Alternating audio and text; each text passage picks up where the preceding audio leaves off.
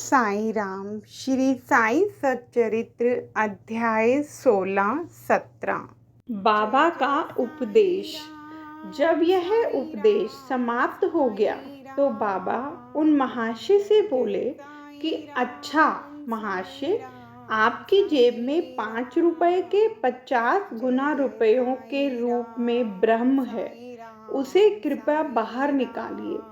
उसने नोटों की गड्डी बाहर निकाली और गिनने पर सबको अत्यंत आश्चर्य हुआ कि वे 10-10 के 25 नोट थे। बाबा की यह सर्वज्ञता देखकर वे महाशय द्रवित हो गए और बाबा के चरणों पर गिरकर आशीर्वाद की प्रार्थना करने लगे। तब बाबा बोले कि अपना ब्रह्म का यह बंडल लपेट लो। जब तक तुम्हारा लोभ और ईर्ष्या से पूर्ण छुटकारा नहीं हो जाता, तब तक तुम ब्रह्म के सत्य स्वरूप को नहीं जान सकते।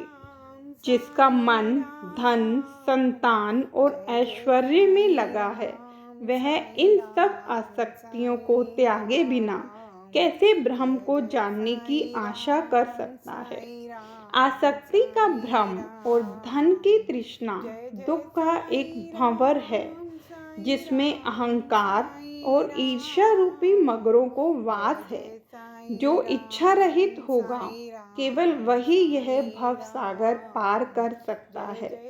तृष्णा और ब्रह्म के पारस्परिक संबंध इसी प्रकार के हैं, अतः वे परस्पर कट्टर शत्रु हैं। तुलसीदास जी कहते हैं, जहाँ राम तहीं काम नहीं, जहाँ काम नहीं राम। तुलसी कभू होत नहीं, रवि रजनी एक ठाम। जहाँ लोभ है, वहाँ ब्रह्म के चिंतन या ध्यान की गुंजाइश ही नहीं है। फिर लोभी पुरुष को विरक्ति और मोक्ष की प्राप्ति कैसे हो सकती है।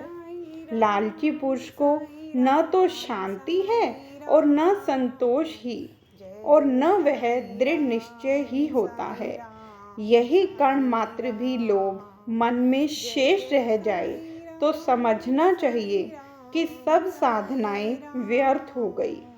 एक उत्तम साधक यदि फल प्राप्ति की इच्छा या अपने कर्तव्यों का प्रतिफल पाने की भावना से मुक्त नहीं है, और यदि उनके प्रति उसमें अरुचि उत्पन्न न हो, तो सब कुछ व्यर्थ ही हुआ।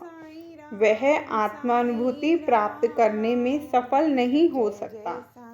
जो अहंकारी तथा सदैव विषय चिंतन में रत है, उन पर गुरु के उपदेशों तथा शिक्षा का कोई प्रभाव नहीं पड़ता।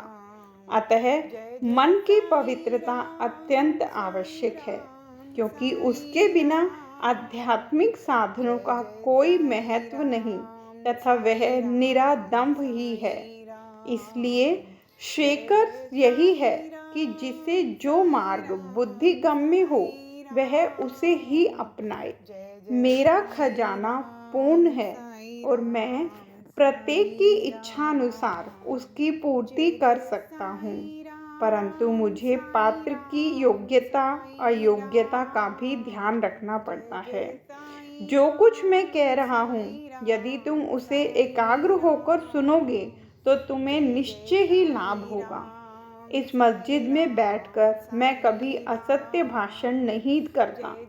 जब घर में किसी अतिथि को निमंत्रण दिया जाता है, तो उसके साथ परिवार, अन्य मित्र और संबंधी आदि भी भोजन करने के लिए आमंत्रित किए जाते हैं।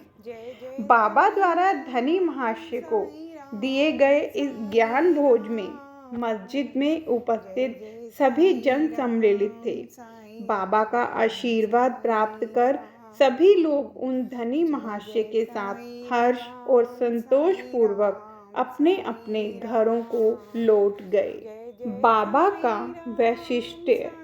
ऐसे संत अनेक हैं जो घर त्याग कर जंगल की गुफाओं या झोपड़ियों में एकांतवास करते हुए अपनी मुक्ति या मोक्ष प्राप्ति का प्रयत्न करते रहते हैं। वे दूसरों की किंचित मात्र भी अपेक्षा न कर सदा ध्यानस्थ रहते हैं। श्री साईं बाबा इस प्रकृति के न थे।